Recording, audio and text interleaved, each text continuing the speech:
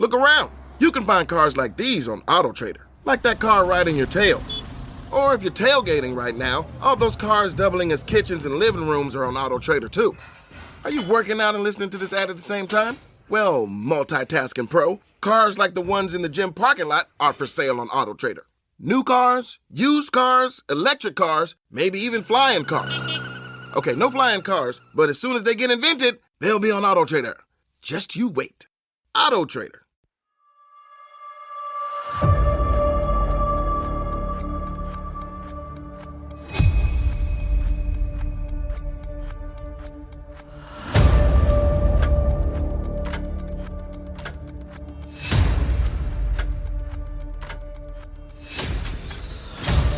This is Fortune's Wheel, a podcast history of the late Middle Ages, and I'm Jonathan.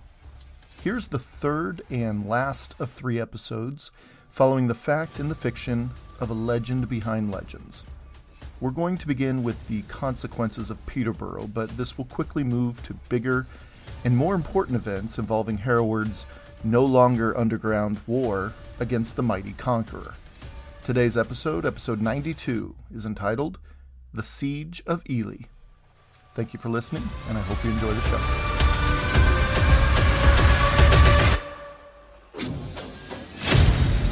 So now the plot thickens as the histories and legends urge us to take a slightly deeper look into the context of Hereward's sack of Peterborough.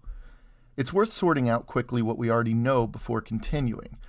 I chose not to include these things before as I just didn't think it fit into the flow of the narrative in the last episode, but then again, I thought, why not just give it all to you and let you do with them what you will? I promise, we'll pick up with the aftermath of the sack of Peterborough, but first, there's an interesting story that may or may not fit into the overall legend or not. It occurred around 1068 to 1069, and it's found in both the Hyde Chronicles and the Gesta Herewardii, so it really seems to be true. Most notably for our purposes here on the podcast, given what we learned in the last episode, it may fit neatly into a specific moment we've already mentioned. Here's another version of that story and how Hereward might have fit into it. As soon as Hereward returned and found many of his properties stolen in 1067, he began to grumble to his neighbors, who also grumbled their own grumblings. As the underground English movement grew around him, news from Flanders arrived. Remember, Hereward returned with Gilbert of Ghent, who was bringing William much-needed reinforcements just a year or so earlier. His former employer, Robert the Frisian, apparently felt he deserved the title of Count over his nephew, and was calling for reinforcements of his own. Now, in the last episode, I told the story from the perspective that Hereward chose to stay in England and, fight the good fight. But there is another version of this tale that I'd like to offer. Again, you make of it what you will. It says that Hereward escaped England and made his way to Flanders around the same time that the Flemish Civil War kicked off. So, say, again, that 1068 to 1069 is mentioned earlier. Now, that's the part that is questionable. What apparently caused him to return to Flanders in this retelling is what we're pretty sure is the truth. It was also in 1068 that Hereward is said to have taken a certain revenge on local Normans in and around Lincolnshire. See, when Hereward first arrived back home, he already knew that when his father had died before the Norman invasion, the family lands went to Hereward's brother. But when he walked up to his family's main estate, it wasn't just raided and empty. His brother's head was on a spike outside the house. As I said in the last episode, personal vendetta indeed. This little detail just adds another dimension to the whole story. However, more than that, I think it goes to serve as a model for many, many families during the Conquest. Hereward was hardly the only one in such a situation. Now, knowing Hereward, it comes as no surprise that he was driven to vengeance, thus the grumbling to his neighbors. He apparently infiltrated a large feast held by local Normans, and he murdered at least 15 in cold blood before anyone knew what had happened. Word got out rather quickly that Hereward was at fault. Okay, this much seems to be true, as it's corroborated by at least 2 sources that were written independently of the other. I'm referring to the Hyde Chronicle and Gesta Herewardii. And this is why it's so difficult to sift the fact and fiction of stories like this. See, according to the Gesta Herewardii only, this next part of the Hyde Chronicle does not include it, calling it into question. So according to the Gesta, Hereward is said to have headed down to Peterborough Abbey to be knighted by his uncle, Abbot Brand. Much of this should sound familiar. Easy hole to poke in that addition to the story, though, is to point out that though the Normans had certainly brought many, many of their customs to English shores, castles and all land are technically the king's, who then issue subordinates to maintain chunks of it, for instance, a quick and loose definition of feudalism, really. We have to remember that the French practice of knighthood had not been accepted and formalized in England in the 1060s. In fact, it would take another decade for it to really be seen widespread there, this practice of knighthood. So why would a proud Saxon priest knight another proud Saxon landholder when both men were public enemies of everything Norman? Just doesn't make any sense. So why would the Gesta include such a historical inaccuracy? Well, my supposition is that having been copied from Anglo-Saxon to Latin sometime after the turn of the 12th century, the Gesta may have been adding to the original in an effort to make the, by then, Anglo-Norman people see Hereward as an equal among William's knights, a worthy foe to the invaders, if you will. Well, due to this mini-massacre of feasting Normans, knighthood or not, the other questionable part of this snippet of the narrative is that Hereward actually did return to Flanders for a short spell. The Gesta, and no one else, mind you, states that Hereward just wanted to let things cool off before returning. But that most certainly would have required him to be fighting for Robert the Frisian. So when he finally returned, or came back to the surface, whatever, some months later, he realized he might have returned or come back to the surface too soon. Because one of William's more loyal and trusted men, William de Warenne, who would one day much later, under King William II Rufus, become the first Earl of Surrey, well, he had a brother who might have been at the feast where Hereward went on his vengeful rampage. This seems to be corroborated by both the Hyde Chronicle and the Gesta, making it somewhat more reliable. See, the younger brother, Frederick de Warenne, called out Hereward publicly for the slayings, saying to anyone willing to listen that he would love to put Hereward's head on a spike right next to his brother's. Hereward, of course, didn't think that a very kind thing to say, so a confrontation occurred, resulting in young Frederick's death. William de Warenne caught up to a fleeing Hereward, but was knocked from his mount with an arrow from Hereward's expert bow. As we know, William de Warenne would survive, though this left Hereward a chance to escape. So why bring this up? Well, I suppose it shows that Hereward wasn't just ruffling King William's feathers in the east, rather he was firmly establishing himself as a thorn in the side of just about any Norman or Norman loyalist in his area. I mean, Hereward was like the honey badger of the Norman conquest of England because he also didn't put up with the weaknesses of their neighbors in light of a new king. Just didn't put up with it. So, did Hereward ever return to Flanders? I'm inclined to say no. Did Hereward kill one Warenne brother and wound and humiliate the other? I'm inclined to say he pretty sure did. This little episode, real or not, is what also added context to Hereward's sack of Peterborough. Another piece of context worth mentioning is where the Danes had set up shop for the winter of 1069-1070, while William was conducting his, infamous harrying up north. See, Hereward, it's said, traveled to meet the Danish king, Sweyn Estridsson, at their main camp on the Isle of Ely. After Hereward raided Peterborough Abbey, it was Ely that Hereward returned to in order to make good on his offer to Sweyn Estrisin. Ely seems to be the epicenter of the next major event in the kingdom. However, Hereward wasn't expecting to leave Peterborough so soon. Immediately, we hear of William dispatching another Norman abbot to Peterborough to help reclaim control. But this wasn't just any old holy man. Morris quotes William of Malmesbury, who describes this Abbot Turold acting, quote, more like a knight than an abbot, end quote. The Anglo-Saxon Chronicles even bothers to mention the man as a, quote-unquote, very ferocious man.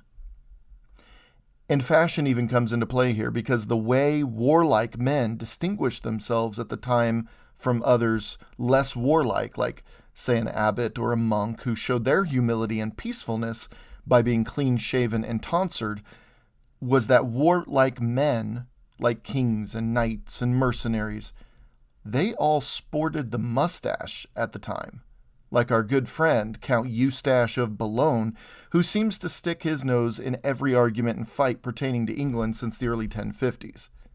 And here's this Norman abbot, this replacement for the deposed abbot of Peterborough, which was Hereward's uncle, by the way, Abbot Brand, sporting this mustache of a warrior. Make no mistake, William, by choosing Turold, he was sending a crystal clear message that, if necessary, he would fill the monasteries and abbeys to the brim throughout England with men not afraid to call upon the wrath of God to spill blood in the name of the king. Abbot Turold had upwards of more than 150 French knights on horseback accompanying him to Peterborough, and he wasn't there to pray over the souls of the slain, at least not initially. Prayers could wait until after he retook the abbey and punished those responsible for the recent sack on it. And it was the mere mention of Abbot Turold's name that forced Hereward's men to flee Peterborough with their loot. That's impressive for a priest. So Hereward packs up quickly and hightails it northeast to Ely to meet up with Sweyn Estrisin, only to find that the Danes were packing up too. Hereward was no doubt deflated at the news of the Danes once again abandoning the English cause, but in truth, as Morris states, quote, Danish dreams of conquest had probably died many weeks earlier, end quote. Why, though? Their king had reached English shores. They had their guy, their leader with them, finally, and they had a massive amount of native support in overthrowing William. Hell, King Sweyn Estrisin could have become England's king in no time at all, given the kingdom-wide hatred of the Normans. Why did they all leave? There's a pretty good clue given in Orderic Vitalis' records. Do you remember, that the thing William did in the north earlier that year? Yeah, the slaughter of untold numbers of humans and cattle and all the rest. The emptying of whole villages and towns, the bones piled up for miles and miles on the roads leading out of Yorkshire, the blackened, charred, lifeless fields. Yeah, see, Sweyn Estrisin arrived expecting his forces to have held on for the winter and just stayed out of the way until he arrived. He came upon a once stout force of fierce Danish Vikings experiencing a level of suffering that took the wind out of his sails, to say the very least. It wasn't just the English who suffered the harrying of the north.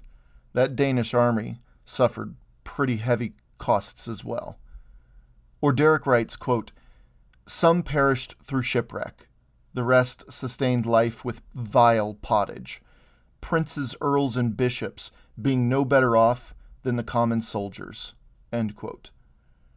Winter storms in the North Sea were no joking matter, so that certainly played into things, but the devastation left in the wake of the harrying was such that even the Danes were living in extremely dire straits. Living off the land for the Danes was exactly like living off the land for the people of Yorkshire. That is, a near impossibility due to William's actions there. When Sweyn Estrisin saw his men, he had no choice but to abandon his hopes for England. He must have surmised that while there was simply no possible way he could compete with William, given the army currently at his disposal, the Danes had been weakened along with the rest of Northumbria. It's disappointing to admit, but given everything we've heard so far about the harrying of the North, how can one not come to this conclusion that, horrifying as it was, William strategically nailed it? The harrying served to deter any remaining threats in the spring of 1070, whether he realized what he was really doing or not. Even entertaining the idea that William just threw a massive fit, because we know he was well known for his terrible temper, then one of his unintended consequences of the harrying was to dismantle any potential plans for the random arrival of a Danish king sniffing around for a weakness to exploit. I mean, the harrying of the North, from a Norman perspective of conquering England, might have been one of the biggest strategic wins of the entire invasion. What can I say?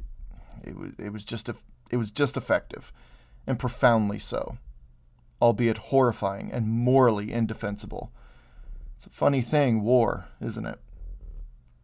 So nudging our narrative forward a little bit, what happened to the loot that Hereward had brought to Sweyn Esterson?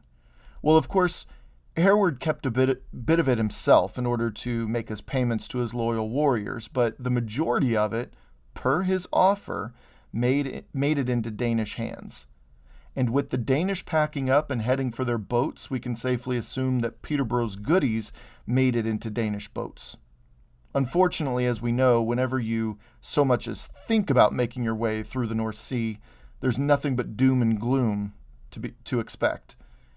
Many of Sweyn Estreson's boats were lost on the way back, along with a considerable amount of all that loot that the Danes had acquired while they were in England, not just Peterborough. From there, Peterborough's treasures were passed from family to family and town to town over the ensuing centuries and are scarcely able to be found today. But what of the treasure that Hereward kept for himself and his men? And speaking of Hereward, because at this point, screw the Danes, right? With Abbot Turold locking down Peterborough Abbey and William beelining it to Ely, how did Hereward escape, I suppose, to fight another day? Well, Peter Rex, in his book, The English Resistance, paraphrases the Gesta Herewardi, saying, quote, Hereward was warned in a vision by an old man of terrible aspect, carrying a large key, an obvious reference to St. Peter, who ordered him to restore its treasures to Peterborough. He promises to do so, and his reward is to be guided through the marshes by a white dog, which turns out to be a wolf, so avoiding his enemies. His soldiers' lances are lit by what the common folk call fairy lights, that is, the marsh gas effect called will-o'-the-wisp, end quote. Yeah, so a little of that good old classic English folkloric ghost story sprinkled into Hereward's story. That's fun. I'm telling you, this whole narrative seems to have it all in the final analysis. There is word that a priest named Ethelwald accompanied the Danes back along with several of his monks.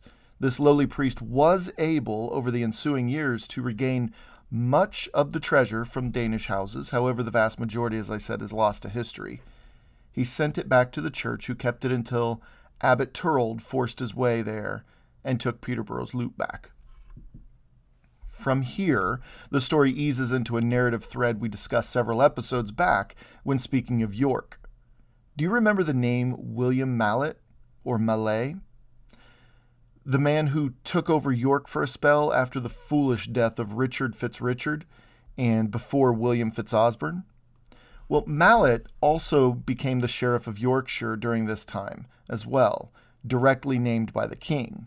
William Mallet served as king well for a couple years, and when he was called upon to enter the fens and marshes to attack or retrieve Hereward and Ely, well, this is when we lose track of him. Historians believe this was when William Mallet died, when King William ordered him into the dense, dangerous swamps surrounding Ely. Rex describes Ely like this, quote, Ely at this time was almost literally an island, surrounded on all sides either by deep rivers or even by deeper morasses. The monks said it was 7 miles by 4 miles in extent, but modern measures give 12 by 10. Medieval measures of distances are almost always underestimated, end quote. He says there was, in the 11th century, but one usable entry onto the island. It was the point at the village of Aldrich. Rex writes, quote, "The isle was not cut off from the sea, but access to it elsewhere was prevented by almost stagnant mares and marshes." End quote. There was no causeway at the time, but as of a king's writ in 1082, one had already been built. And the causeway, at least its earliest incarnation, was actually ordered during this campaign of William's. When William launched his campaign against Hereward from Cambridge, his report spoke of the need for a path to cross the swamps. Foot soldiers would not be useful to slow the bottlenecking a causeway provides. William knew this by experience, and I'm sitting here 1,000 years later remembering the near defeat of Olaf Tryggvason by Ealdorman Britnoth back in 991. Just some parallel there. William wanted his cavalry, and the swamp was simply too soft for horses. So, still, what William wants, William gets. With the causeway created and the Danes long gone, Hereward prepared for a battle. Now, Hereward wasn't the only big name holed up in Ely, mind you. See, hunkering down and using Ely Abbey as a base of operations, Hereward was joined by any and all local thanes, freemen, and any remaining Danish mercenaries who felt that there were still chances for greatness and wealth to be earned there in England. In addition to his forces, Bishop Ethelwine of Durham, Siward Barn, and Earl Morcar of Northumbria, Earl Morcar, injected some serious muscle into Hereward's forces. Rex also includes a number of other names that make it into the records, such as Tertial of Herringworth, King William's most powerful thane in the Eastern Danelaw, mind you. Besides that, some sources say that Tertial, being of established Danish stock, was also, get this, the son of the one and only Thorkel the Tall, King Knut's most trusted Viking leader. Earl Morcar had numerous notable kinsmen present at Ely Abbey in 1070 as well. Siward of Malden, just to the south, was present. The Sheriff of Cambridgeshire threw in his lot with Hereward and his rebels too. The great-grandson of Earl Edwin, named Turbenitus. Each man mentioned also brought their own band or contingent of loyalists ready to fight, mind you. Rex puts this number at upwards of 3,000 at Ely Abbey as King William approached. The Siege of Ely began with the usual things. William steps up a blockade for any possible retreat by sea, though that was pretty unlikely, even given the proximity to the shore. The Isle of Ely was surrounded by incredibly difficult to navigate swamps, like I said before. Now, this was at least 2 or 3 sides. The remaining sides were landward, and of course, William's land forces set up shop right on the edges of the most difficult to tread terrain. William's causeway was complete by the time he was able to dismount and survey the little island just off the coast. This causeway was made by inflating cowhides with air and then, using ropes and other strong vines, tying sticks and timber on top of these makeshift balloons. The Liber Eliensis, which is the Book of Ely, by the way, in Ely Abbey, says it was a sheepskin. It was full of sheepskin bladders and sand, but no matter. Either way, when William ordered his knights across the causeway, the whole thing collapsed. The swamp did the rest, and William was helpless to just watch handfuls of men and horses sink beneath the marshy surface. The author of the Liber Eliensis also reported that when he wrote the account itself, well into the 12th century, one could still survey the scene and come upon weapons and armor from the accident. In fact, he reported the local tradition, saying it wasn't just dozens of men and horses that perished. It was upwards of several hundreds of men. But we know, again, how medieval estimations are. Angry, embarrassed, and horrified, William retreated to more solid ground and ordered ramparts built to keep an eye on the swamp and the island from a bit of altitude. He also stationed men at the entrance to the causeway to make sure Hereward didn't try anything like, well, attack or escape. There is said to have been one Norman knight make it across before the collapse. His name was Dedah, and he was immediately taken prisoner because you know that Hereward and his men were watching the whole debacle unfold, and probably even allowing some heckling and laughter to make it across to William's ears. That's what I would imagine anyway. Now, keep in mind we're talking about a rather large stretch of land. As much as William tried with the ramparts and earthworks, there was just no patrolling the entire area effectively. And it seems that Hereward had the same idea. See, Hereward, for reasons unknown, led an attack on the nearby village of Burwell, which was set ablaze. In another offensive move from Hereward, we see him attack one of the lesser manned ramparts, resulting in a sally by around 10 Normans losing their lives, save one. This man was named Richard, and he was the son of Viscount Osbert. Rex recounts, quote, "He was spared because of his bravery," end quote. It's at this point that the Gesta Herewardi divulges more Saxon names who were fighting alongside Hereward, my favorite of these being Acer the Hard. That just sounds awesome. Now, all the while Hereward was locked in at Ely, it's worth keeping in mind that for reasons already explained on the Patreon episode, Scotland and Normandy weren't too far from William's mind. It seems that William was only half in on Ely at the beginning, because, as Rex states, quote, "In a council of war he asserted that it was impossible to leave these men in his rear at Ely, when he needed to move against the Scots and then return home. The king said that he wished to make peace with the islanders," that is the island of Ely, "because, quote, we cannot prevail against them," end quote, and then wrap up the quote from Rex. It seems that, popular to lore, Hereward masterfully chose the perfect landscape to make a stand against the mighty king. Unfortunately for Hereward, it seems William's barons convinced him otherwise because, quote, "the men of the Isle had invaded many of their estates," end quote.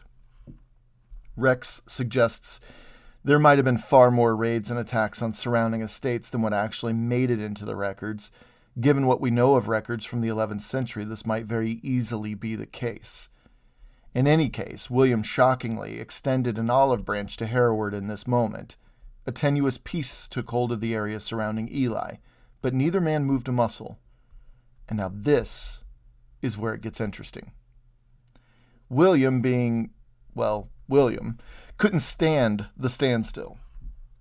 Scotland, Normandy, they were all beckoning for his attention, and frankly, they both seemed like far larger threats than this Saxon upstart rebel holed up on a lonely island surrounded by a swamp.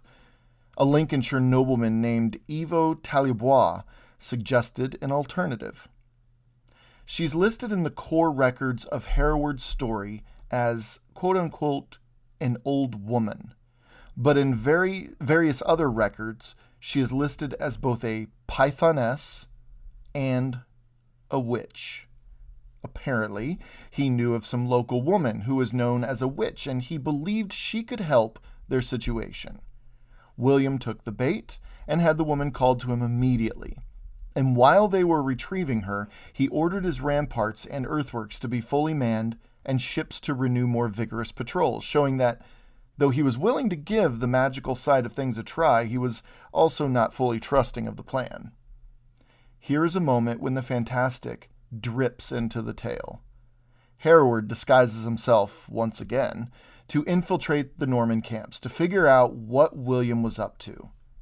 As a potter, as a fisherman, says Rex, Hereward was able to put together the plan involving the witch. Whether it was him, which is exactly the type of cunning the 12th and 13th century storytellers loved about their heroes, or his possible spy network that informed him, either way, it seems Hereward did learn of the plan, and Hereward drew his own plans. See, like I said, this is a rather large area to manage for both Hereward and William, so Hereward schemed a way to build his own earthworks from which to both defend and attack. He drew the support of nearly every fisherman in the area who brought supplies and lumber and earth to the Isle, and Hereward ordered his men to immediately get to work. Historians suggest that Belsar's Hill, near Willingham, is probably the place Hereward chose to build his base of operations due to its pre-existing Iron Age fort, which the Romans mention existence of when even they arrived. So this is a pretty old place. Now, at this point, in the mid-11th century, it was probably defined mounds with stones jutting out, but it served as a high ground from which to set up shop.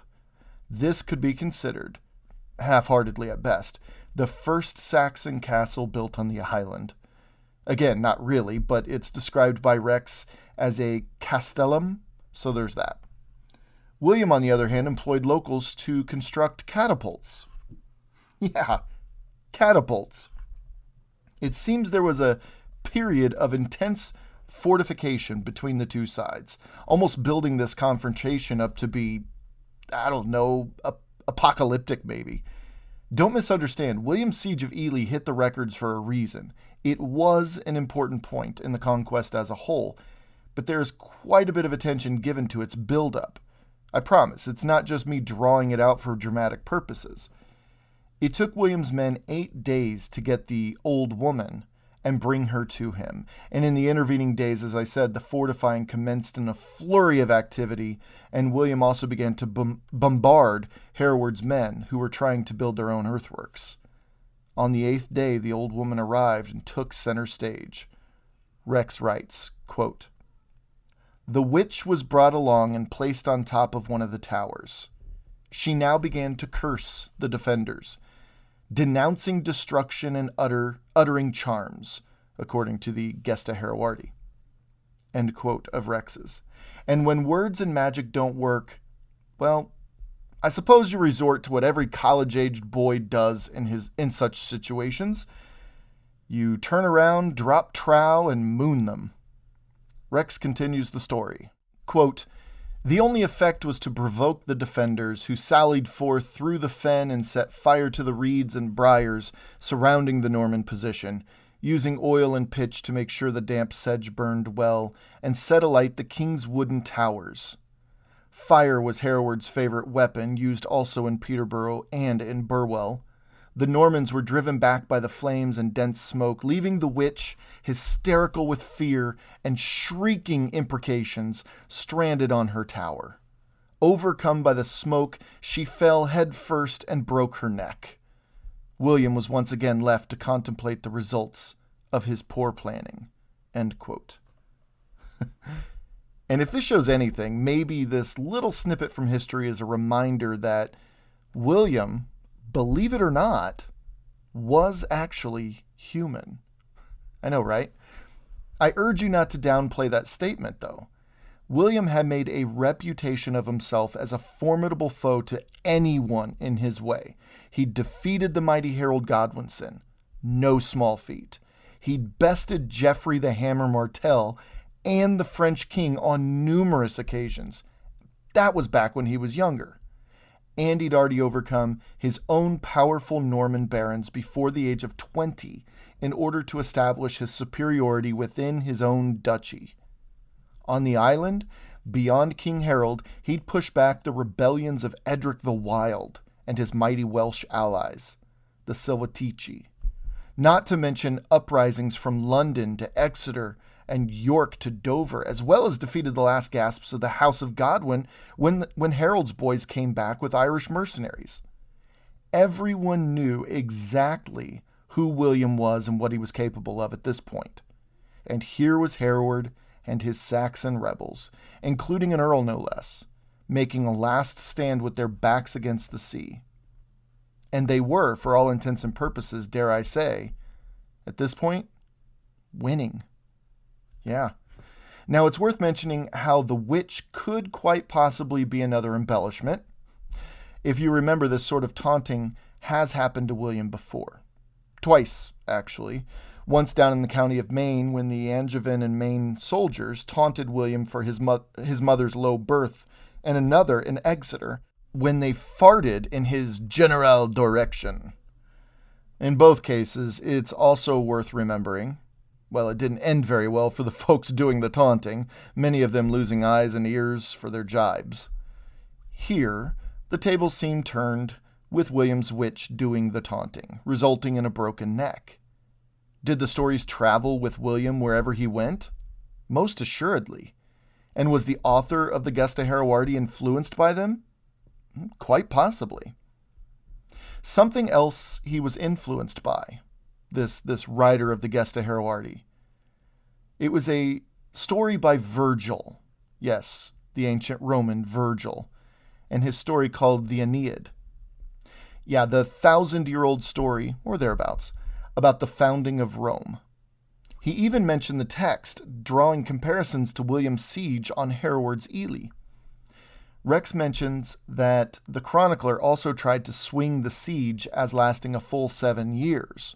What other famous siege lasted 7 years? Psst, it's the Trojan War.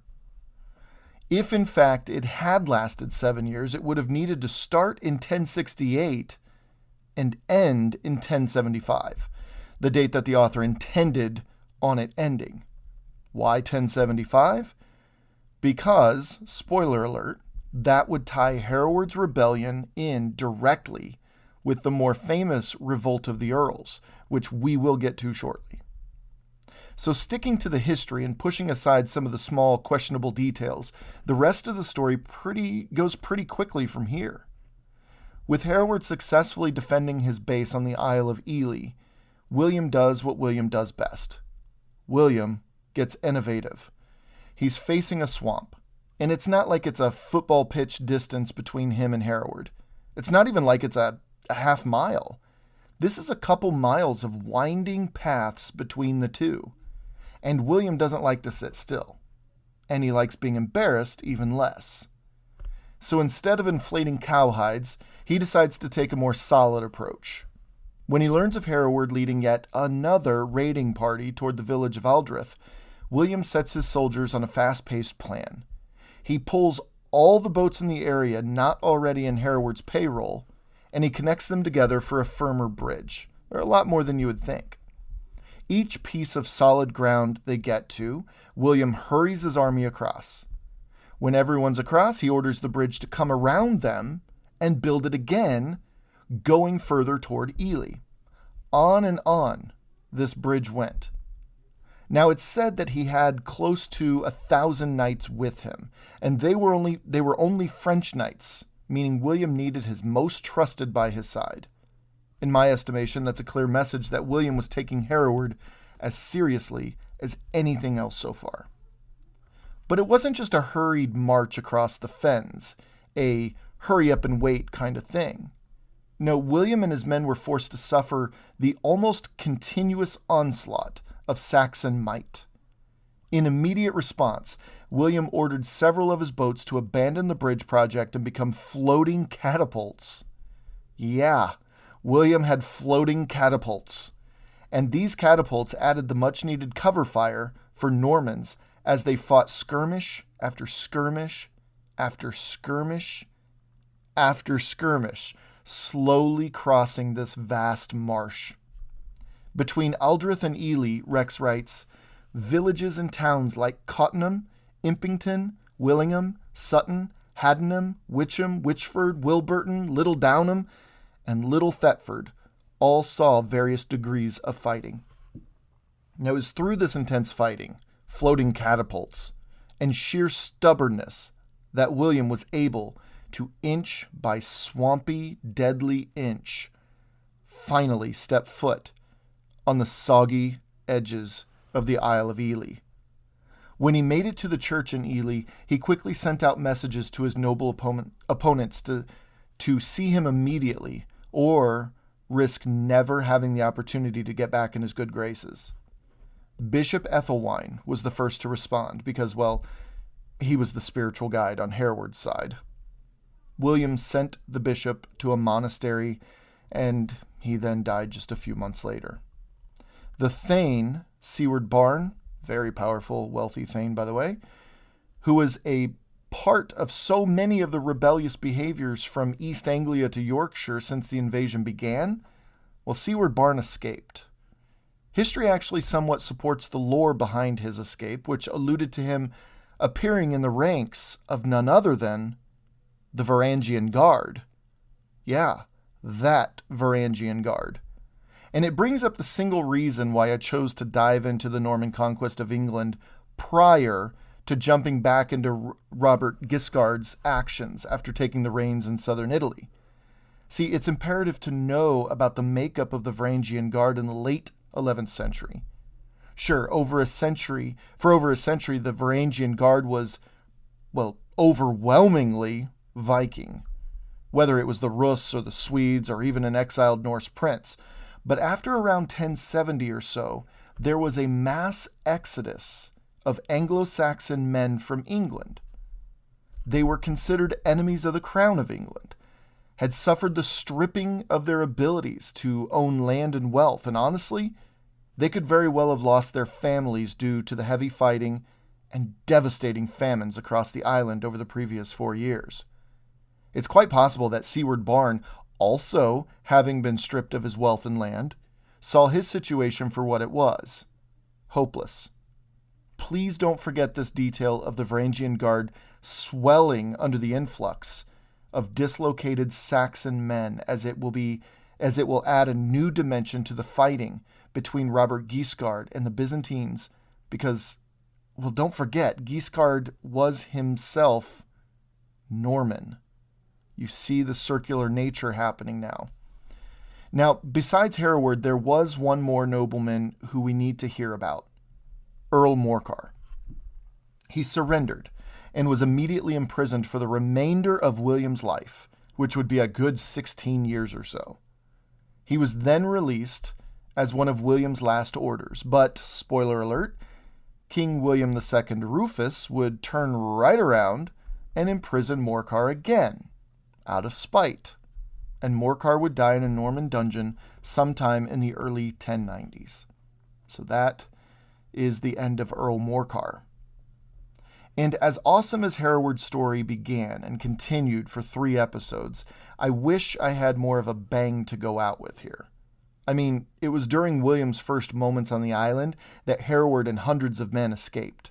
Some of the men are rumored to have blended right back into their communities, no doubt hiding their involvement with Hereward. And everyone else, including Hereward himself, just disappeared. Local lore had much to say, that's for sure, but nothing as far as hard evidence supports any of the tales spun after 1070 and the Siege of Ely. Did Hereward actually die defending Ely? Did he escape to, say, Scotland, Norway, or Denmark?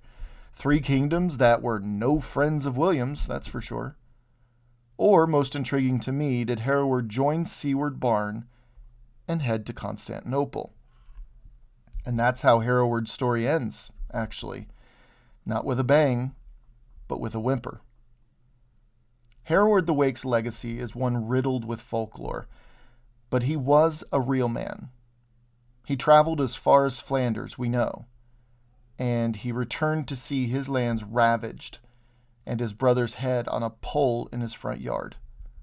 He bore witness to a once cohesive kingdom under King Edward II, and now, well, it was William's kingdom now, and things were very, very different.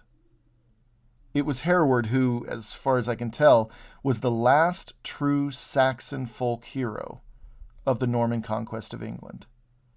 Sure, Edric the Wild was still out there, but as big as his waves were out west, even garnering support from across the dike from the Welsh, he never quite had the same legendary staying power, I suppose. Hereward the Wake. His name became synonymous with the proud pre-conquest English, and something in that name tugged upon the heartstrings of an already deeply proud and deeply ancient kingdom. It tugged upon those heartstrings for a full century or more until a new folk hero emerged under the treacherous and oppressive reign of King John. In fact, the proof that Hereward's name was still freely spoken in the kingdom comes from the late 12th century, roughly 1 century after Hereward's disappearance, that the Wack family did what historians believe to be some twisting of family histories post-conquest. It was the descendants of a minor Lincolnshire nobleman, Hugh Wack, who had married Emma Fitzgilbert and gained what amounted to stolen lands afforded to the Fitzgilbert family by King William I. This English-Norman union brought the Wack family notoriety and wealth and estates. And, as I said, in the late 1100s, they stretched their story to include Hereward in their family tree. Over the centuries, Hereward was claimed by the Wack family, which is why he is known as Hereward the Wake. There's absolutely no evidence to suggest this to be true, especially since Hereward's many other tales never once mentioned the Wack surname. It was a family on the rise who attempted to capitalize on the fame of one man's name, a man who tried desperately to fight against Norman aggression and just fell short. At the end of the day, the only singular truth we're left with is that William had not only pushed into the swamps of eastern England, but he had conquered them as well. He was also in sole possession of Ely, which he laid the groundwork for Ely to be a hub of Norman and then Anglo-Norman activity for centuries to come, albeit a somewhat minor one. Its access to the North Sea by the way of the River Ouse was also a big selling point to keep Ely on William's radar. Hereward's actions were impressive, but I think if they proved anything, it was that as devastating as William was and could be, the English were fighters until the end. So Hereward's gone, and nothing much has changed, really, except that William's confidence was certainly rattled considerably for a time. Where does our story go from here? It seems that things kind of chill out, at least in the records, for a few years anyway.